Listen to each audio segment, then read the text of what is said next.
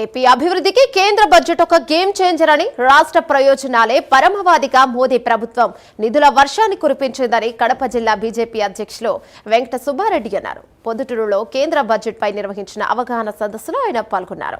గతంలో ఎన్నడూ లేని విధంగా ఏపీ రాజధాని అమరావతికి, రాష్ట్ర జీవనాడి పోలవరం ప్రాజెక్టుకు కేంద్రం అత్యధిక ప్రాధాన్యతనిచ్చిందని స్పష్టం చేశారు. అలాగే రాయలసీమ వంటి వెనకబడిన జిల్లాలకు కేంద్రం ప్రకటించిన ప్రత్యేక ప్యాకేజీ ప్రాంతీయ అభివృద్ధికి ఎంతో దోహదపడుతుందన్నారు. కేంద్రం అందిస్తున్న అపారమైన నిధులు, సంక్షేమ పథకాలను ప్రజల్లోకి బలంగా తీసుకెళ్లాలని కార్యకర్తలకు దిశానిర్దేశం చేశారు.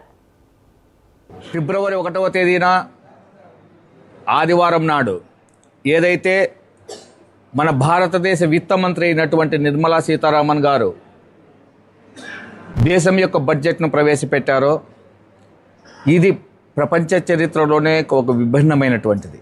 ఎందుకంటే ఒకే ప్రధాని హయాంలో ఒకే విత్త మంత్రి అయినటువంటి ఒక వ్యక్తి 9 సార్లు బడ్జెట్ను ప్రవేశపెట్టడం అనేది ఇప్పటి వరకు జరగనటువంటి విషయం.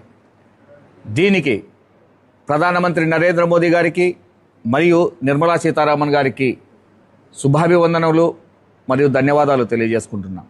ఏదైతే బడ్జెట్ ప్రవేశపెట్టినారో ఇది వికసిత భారత్ కోసం ఒక రోడ్ మ్యాప్ లాంటిదని నరేంద్ర మోదీ గారే కాదు, ప్రపంచ దేశాలలోని వివిధ ఆర్థిక విశ్లేషకులు మాత్రం దీన్ని ప్రశంసల్లో పొగుడుతున్నారు. దీనికి కారణం ఒకటే, దీనిలో ఈ బడ్జెట్లో ఎటువంటి హైపులు లేవు. జనాలకు ఊరట కలిగించేసి ఏదో బడ్జెట్ తాత్కాలికం కోసం ప్రవేశపెట్టింది కాదు.